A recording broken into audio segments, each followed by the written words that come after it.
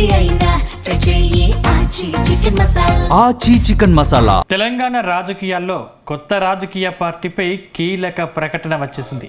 తెలంగాణ జాగృతి అధ్యక్షురాలు మాజీ ఎమ్మెల్సీ కల్వకుంట్ల కవిత తన సొంత రాజకీయ పార్టీపై బిగ్ అప్డేట్ ఇచ్చారు. వచ్చే ఏప్రిల్ 25వ తేదీన కొత్త పార్టీ పెట్టబోతున్నట్లు అధికారిక ప్రకటన చేశారు. అయితే కవిత కొత్త పార్టీ గులాబీ పార్టీకి తలనొప్పిగా మారబోతోందనే చర్చ జరుగుతోందా? ముఖ్యంగా ఉత్తర తెలంగాణలో గులాబీ పార్టీ నేతలు కవిత వైపు మళ్ళీ అవకాశాలు ఉన్నాయా?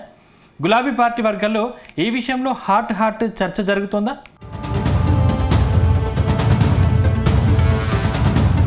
తెలంగాణ రాజకీయాల్లో మరో కీలక పరిణామం చోటు చేసుకుంది. తెలంగాణ జాగృతి అధ్యక్షురాలు మాజీ ఎమ్మెల్సీ కల్వకుంట్ల కవిత తన సొంత రాజకీయ పార్టీ స్థాపనపై అధికారిక ప్రకటన చేసి సంచలనం సృష్టించారు. శ్రీరామనవమి సందర్భంగా చేసిన ఈ ప్రకటన రాష్ట్ర రాజకీయాల్లో కొత్త చర్చలకు తెరలేపింది. వచ్చే ఏప్రిల్ 25న తన కొత్త పార్టీని ఆవిష్కరించనున్నట్లు ఆమె వెల్లడించారు. అదే రోజున పార్టీ పేరు, జెండాను కూడా ప్రకటించనున్నట్లు తెలిపారు. రాష్ట్రంలో రాజకీయాల్లో మార్పు కోరుకుంటున్న వారు తనతో కలిసి ముందుకు నడవాలని ఆహ్వానించారు. తాను నిజామాబాద్ కోడలిని అని, ఇక్కడ పుట్టిన ఏ ఆలోచనైనా విజయవంతమవుతుందన్నారు. రాష్ట్రంలో నీళ్లు, నియామకాలు సాధించుకోలేకపోయామని కవిత ఆవేదన వ్యక్తం చేశారు. ప్రభుత్వం ప్రజా సమస్యల్ని పట్టించుకోవడం లేదని విమర్శించారు. రాష్ట్రంలో ప్రస్తుతం ఉన్న పార్టీలు ప్రజలను పట్టించుకోవడం లేదన్నారు. దీంతో కొత్త పార్టీ ఏర్పాటు అవసరం ఉందన్నారు. ఆ పార్టీ అన్ని వర్గాల్లో వెలుగులు నింపాలన్నారు. ఆ లక్ష్యంతోనే తాము పార్టీ ఏర్పాటు చేస్తున్నట్లు తెలిపారు.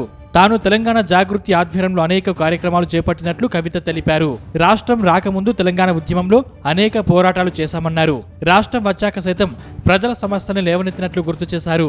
నేను నిజామాబాద్ కోడల్ని, తెలంగాణ బిడ్డను. ఈ నిజామాబాద్ గడ్డకున్న చరిత్ర కూడా మనందరికీ తెలిసింది. ప్రజలకు మంచి జరగాలని కోరుకునేటటువంటి వ్యక్తులు, అటువంటి శక్తులు ఈ రాష్ట్రానికి అవసరం. కాబట్టి ఖచ్చితంగా పొలిటికల్ పార్టీ పెడతా ఉన్నాం. ఈరోజు శ్రీరామనవమి మంచి రోజు కాబట్టి మీ అందరికీ ఈ మాట చెప్పాలని చెప్పి, అది కూడా నిజామాబాద్ గడ్డ నుంచే, మా సొంత ఊరు నుండే చెప్పాలని మిమ్మల్ని అందరికీ కూడా రిక్వెస్ట్ చేయడం జరిగింది. ఏప్రిల్ 25వ తారీఖు నాడు ఉదయం 10 గంటలకు ముహూర్తం ఉన్నది.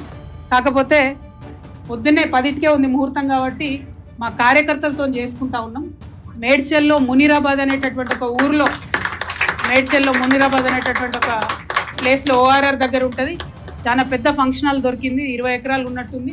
మా కార్యకర్తల కాడికే ఒక 30-35 వేల మంది పడతారు. మిగతా జనరల్గా పబ్లిక్ మీటింగ్ మళ్ళీ పెట్టుకుంటాం పొద్దున 10కి కాబట్టి మా జాగృతి వాళ్ళు సిస్టమేటిక్ కార్యకర్తలు, ప్రతి గ్రామంలో ఉన్నటువంటి జాగృతి కార్యకర్తలు, ఉద్యమకారులు, ప్రజాస్వామ్యవాదులు, ఈ రాష్ట్రంలో రాజకీయాల్లో మార్పు రావాలనుకునే వాళ్ళందరినీ కూడా మనస్ఫూర్తిగా ఆహ్వానిస్తూ ఉన్నాం. ఏప్రిల్ 25వ తారీఖు, వచ్చే నెల ఏప్రిల్ 25వ తారీఖు నాడు మార్నింగ్ 10 o'clockకి మేము జెండా ఆవిష్కరణ చేసి మా పార్టీ పేరు చెప్తాము. మంచి ముహూర్తం ఉంది. మీ అందరికీ తెలుసు, నేను ముహూర్తాలని బలంగా నమ్ముతా. తెలంగాణ రాష్ట్రం ఏర్పడి 12 ఏళ్లు దాటినా ఇంకా నీళ్లు, నిధులు, నియామకాలు పూర్తి స్థాయిలో సాధించలేకపోయామని కవిత విమర్శించారు. ప్రస్తుత పరిపాలనపై ప్రజలు ఆలోచించాలని సూచిస్తూ రాష్ట్రానికి బలమైన ప్రత్యామ్నాయ రాజకీయ శక్తి అవసరమని ఆమె అభిప్రాయపడ్డారు.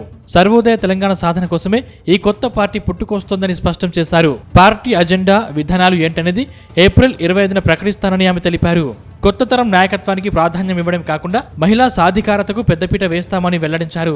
యువత, మహిళలు, సామాజిక వర్గాలన్నింటినీ కలుపుకొని ముందుకు సాగే రాజకీయ వేదికగా ఈ పార్టీ నిలుస్తుందని కవిత హామీ ఇచ్చారు.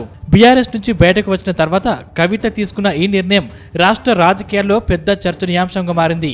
ముఖ్యంగా కాంగ్రెస్, బీజేపీ, బీఆర్ఎస్ పార్టీల్లో ఈ కొత్త పార్టీ ప్రభావంపై విశ్లేషణలు జరుగుతున్నాయి. తెలంగాణ సెంటిమెంట్, సాంస్కృతిక విలువలను ఆధారంగా చేసుకుని కవిత ప్రజల్లోకి ఎలా వెళ్తారనేది ఆసక్తికరంగా మారింది.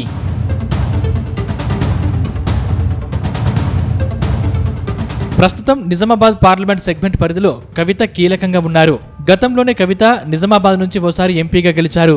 మరోసారి ఎంపీగా కంటెస్ట్ చేసి ఓడిపోయారు. ఆ తర్వాత 2 సార్లు స్థానిక సంస్థల కోటాలో ఎమ్మెల్సీ అయ్యారు. ఆమెకు ఇందూరు పార్లమెంట్ సెగ్మెంట్ పరిధిలో మంచి పరిచయాలు ఉన్నాయి. అక్కడున్న అన్ని అసెంబ్లీ సెగ్మెంట్లలో అంతో ఇంతో పట్టుంది.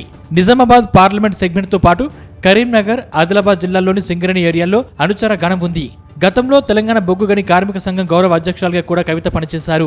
దీంతో తన సొంత ఇలాకా నిజామాబాద్తో పాటు కరీంనగర్, ఆదిలాబాద్లో కవిత ప్రభావం ఉండే అవకాశం ఉందని అంటున్నారు. ముఖ్యంగా కవిత గులాబీ పార్టీ క్యాడర్ను తన వైపు తిప్పుకోవడమే కాకుండా కారు పార్టీ గెలుపు అవకాశాన్ని దెబ్బతీసే అవకాశాలు ఎక్కువగా ఉన్నాయని ప్రచారం సాగుతోంది.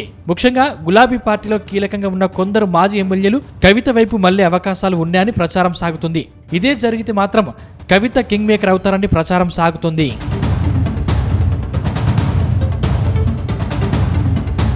కానీ కవిత బలమేంటో మున్సిపల్ ఎన్నికల్లోనే తేలిపోయిందని బీఆర్ఎస్ అంటుంది. పలు నియోజకవర్గాల్లో తమ ఓటు బ్యాంకును చీల్చడం తప్ప కవిత పోటీ చేస్తే కూడా గెలిచే అవకాశాలు లేవనేది గులాబీ పార్టీ నేతల అంచనా. కానీ కవిత మాత్రం కారు పార్టీని ఓడించి బలమైన నాయకురాలిగా ప్రూవ్ చేసుకోవాలని తాపత్రయపడుతున్నారు.